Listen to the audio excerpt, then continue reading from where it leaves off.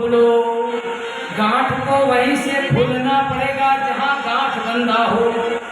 गांठ बंदी है यहाँ और खुलने गए वहाँ तो गांठ कभी नहीं खुलेगी। जहाँ बंधन है वही मुक्ति है। बंधन यहाँ फंसे और मुक्ति के लिए वहाँ गए तो मुक्ति नहीं पाओगे। काम न छोड़ो, कर्म न छोड़ो, जिंदगानी में घर में यूं रहो ज्यों रहे कमल पानी में।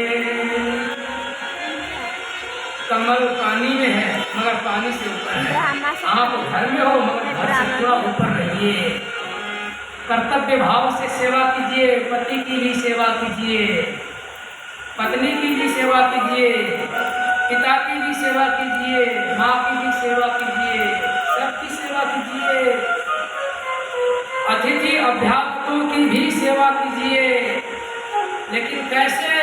बोले पत्नी की तरह सेवा सबकी करती है। माँ की, पिताजी की, सास की, ससुर की, ननद की, देवर की, जेठ की, अध्यापक अतिथियों की, मगर निष्ठा केवल पति पर। सर्वस्व न्यौछावर केवल पति पर। उसी प्रकार संसार में आए हुए हम सबका कर्तव्य है कि सेवा तो हम सभी की करें मर्यादा से, मगर सर्वस्व अर्पण भगवान पर, ईश्वर पर। नारद जीवित व्यक्ति को तो ये ताज ही देते हैं। कोई अगर इनको मृतक के नाम पर, पूर्वजों के नाम पर इस कथा का श्रवण कराए तो ये भागवत उनको भी तार देते हैं। बोलिए भागवत भगवान की जय। नारद जी बोले महाराज कुछ ज्यादा बोल रहे हो। जीवित को तार दे ये हम समझ सकते हैं, लेकिन मरे को तारे महाराज कुछ ज्यादा तो नहीं बोल रहे हो। कहीं भांग के बोलेंगे तो नहीं बोल रहे हो महाराज हवाई तेज मारे जा रहे हो। नहीं नहीं, इसमें हम प्रमाण देते हैं। बताओ महाराज। बोले एक आत्मदेव नाम के ब्राह्मण थे, भक्तवत्सल भगवान की। एक आत्मदेव नाम के ब्राह्मण थे। उनकी पत्नी का नाम था धुंधुली। जैसा नाम वैसा चरित्र और जैसा नाम वैसा चरित्र। आत्मदेव ज्ञानी थे। द्वितीय इव भास्कर, मानो धरती पर प्रत्यक्ष सूर्य नारायण हो, इतने तेजस्वी ज्ञानी। और ठीक वैसे ही उनकी पत्नी एकदम उल्टी। बगैर लड़े झगड़े खाना पछता नहीं।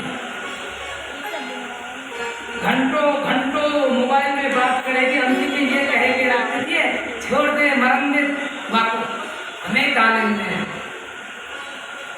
छोड़ दे मरने दे उसको, हमें काय का लेना देना कह के फोन रख देती है।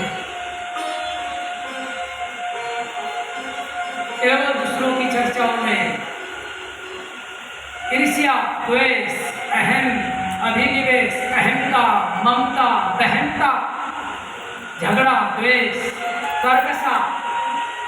हरि भक्तों, घर में प्रेम हो, एक दूसरे के प्रति समर्पण का भाव हो, छोटी छोटी बातों में उलझने वाले न हो।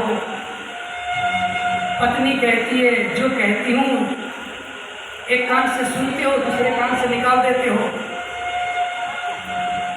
जो कहती हूँ एक कान से सुनते हो दूसरे कान से निकाल देते हो। पति बोला गनीमत है। क्या गनीमत है?